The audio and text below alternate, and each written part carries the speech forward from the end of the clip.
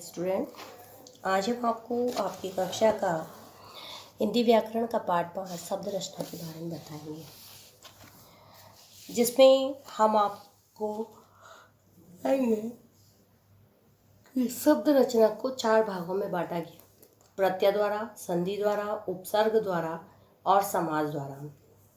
सबसे पहले उपसर्ग द्वारा। उपसर्ग वे होते हैं जो शब्दों के आरंभ में जुड़कर उन शब्दों के अर्थ में परिवर्तन ला देते हैं। उसके बाद आता है प्रत्यय। शब्द रचना प्रक्रिया में उपसर्गों के बाद प्रत्यय आते हैं। प्रत्यय वे शब्दांश जो किसी भी शब्द के अंत में जुड़कर नवीन शब्दों की रचना करते हैं। प्रत्यय 2 प्रकार के होते हैं: कृत प्रत्यय और तद्धित प्रत्यय। कृत प्रत्यय, कृत शब्द का अर्थ है करना या क्रिया। वे प्रत्यय जो क्रिया के मूल धातु रूप में लगकर नए शब्द बनाते हैं, उन्हें ही कृत प्रत्यय कहा जाता है। जैसे गा में वैया जोड़ा तो गवैया, खेल में औना जुड़ा खिलौना। क्रिया के धातु रूप में प्रत्ययों के जोड़ने से संज्ञा और विशेषण शब्दों का निर्माण होता है। अतः हम कह सकते हैं कि क्रिया के मूल धातु रूप के साथ लगकर संज्ञात अतः विशेषण शब्दों का निर्माण करने वाले प्रत्यय कृत प्रत्यय कहलाते हैं। इनके प्रयोग से बनने वाले शब्द कृदंत कहलाते हैं। अब जैसे अक प्रत्यय में मूल शब्द यदि पाठ है तो पाठक, चालक। अकड़ में घूम में अकड़ लगा, घुमक्कड़, पियक्कड़, बुलक्कड़, इस तरह के शब्द बनते हैं। फिर आता है तद्धित प्रत्यय। क्रिया के धातु रूप में लगने वाले प्रत्यय कृत प्रत्यय होते हैं। इनके अतिरिक्त अन्य शब्दों में लगकर नए शब्द बनाने वाले प्रत्यय तद्धित प्रत्यय कहलाते हैं। जैसे धन में ई प्रत्यय लगने पर धनी, हंस पे ई प्रत्यय लगने पर हंसी। तो ई क्या है? तद्धित प्रत्यय और ई कृत प्रत्यय। संज्ञा, सर्वनाम, विशेषण, अव्यय आदि शब्दों के साथ लगकर नए शब्दों की रचना करने वाले प्रत्यय तद्धित प्रत्यय कहलाते हैं। जैसे मूल शब्द यदि आपका वृद्ध है और उसमें आ प्रत्यय लगा तो क्या बना? वृद्धा। छात्र में आ प्रत्यय लगा, छात्रा। भूख में भूखा। ये तो चतुर में आई प्रत्यय लगा, चतुराई, पंडिताई, इस तरह के शब्द बनते हैं। ऐसे ही कुछ संस्कृत के तद्धित प्रत्यय होते हैं। जैसे प्रत्यय यदि अक है और मूल शब्द रक्षा है तो रक्षक, लेख, अक लगा लेखक। छात्र में आ लगा, छात्रा। शिष्य में आ प्रत्यय लगा, शिष्य। ठीक।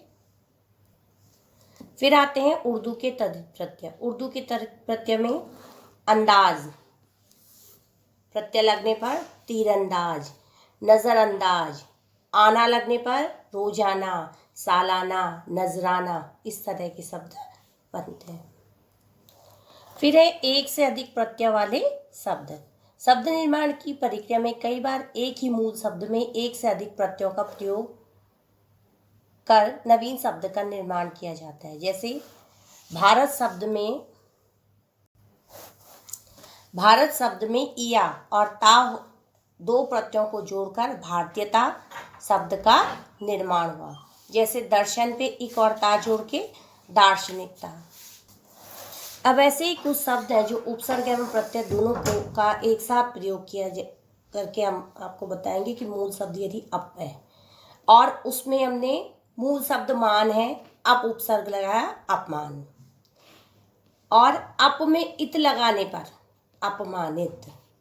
विश्वास, अ उपसर्ग लगाया तो अविश्वास, और यदि निय प्रत्यय लगाया तो अविश्वसनीय। ठीक। अब आता है आपका समास। ठीक।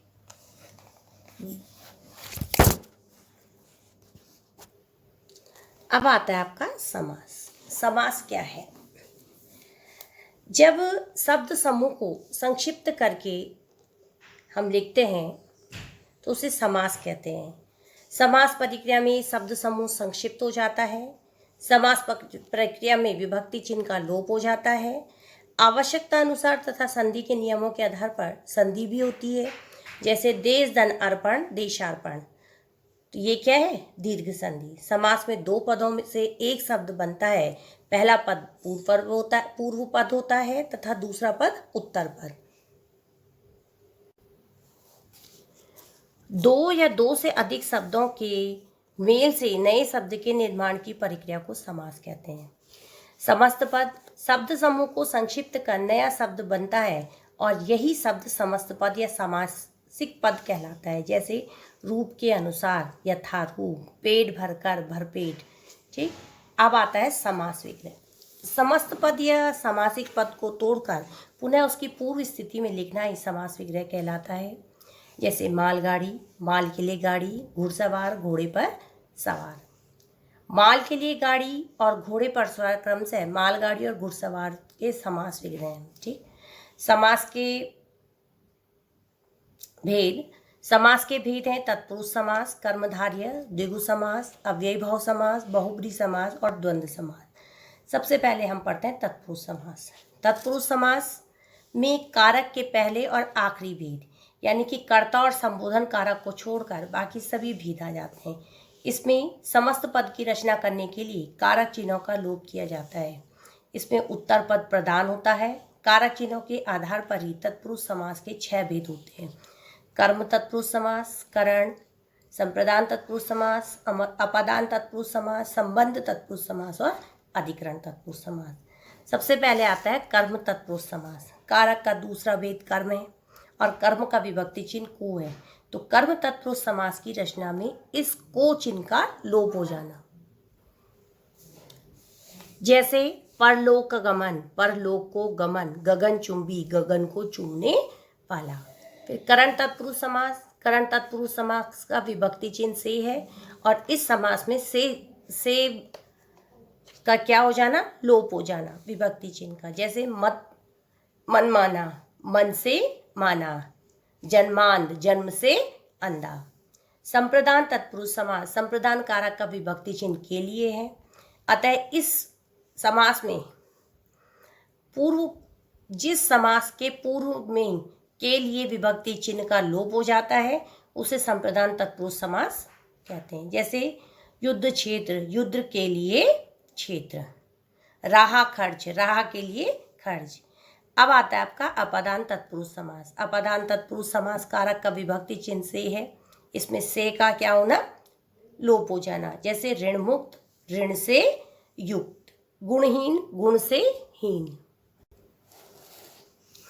उसके बाद आता है संबंध तत्पुरुष समास। संबंध कारक का विभक्ति चिन्ह का, के, की है। जब पूर्व पद में का, के, की का लोप हो तो वहाँ संबंध तत्पुरुष समास होता है। उदाहरण के लिए पवन पुत्र, पवन का पुत्र। ठीक। फिर आता है अधिकरण तत्पुरुष समास। अधिकरण कारक का विभक्ति चिन्ह में पर होता है। जब पूर्व पद में इन चिन्हों का लोप हो जाता है तो अधिकरण तत्पुरुष समास होता है, जैसे लोकप्रिय, लोक में प्रिय। अब ये ध्यान देने योग्य बात है कि तत्पुरुष समास में हमेशा क्या आते हैं? कारक चिन्ह। ठीक। उसके बाद आता है कर्मधारय समास। कर्मधारय समास में पहला पद विशेषण और दूसरा विशेष्य होता है। ये इसमें हम उपमान या उपमेय का संबंध होता है, जैसे पीताम्बर, पीत है जो अंबर, लंबोदर, लंबा है जो उदर। ठीक है। नीलांबर, नीला है जो अंबर।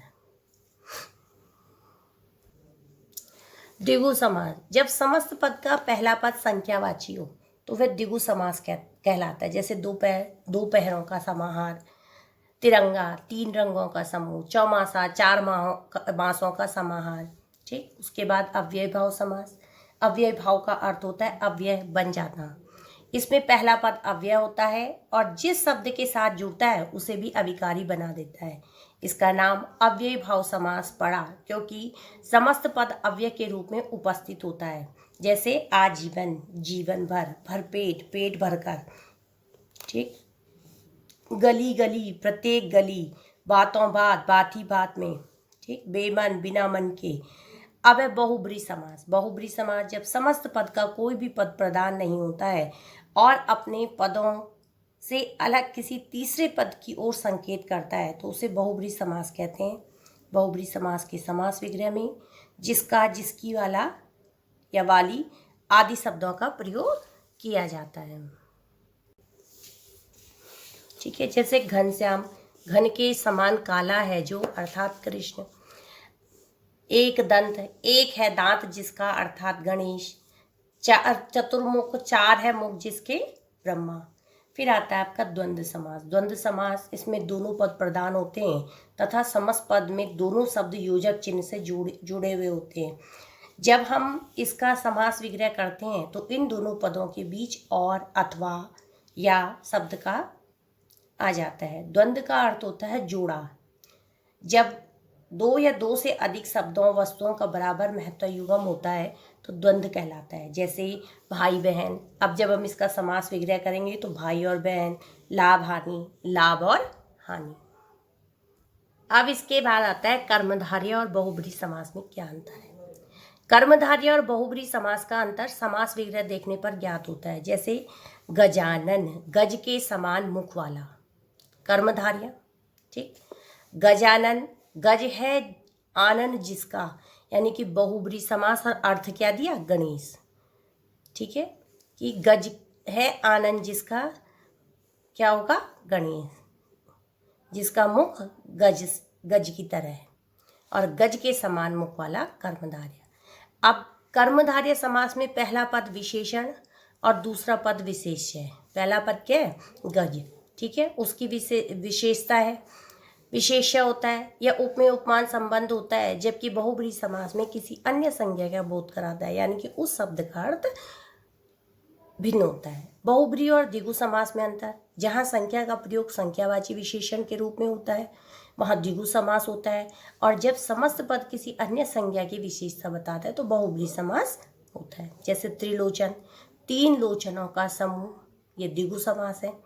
और त्रिलोचन, तीन है लोचन जिसके, अर्थात शिव, ये क्या है, बहुब्री समास। ठीक, चतुर्मुख, चार मुखों का समूह, द्विगु समास। चतुर्मुख, चार है मुख जिसके, अर्थात ब्रह्मा, ये आपका बहुब्री समास है। धन्यवाद।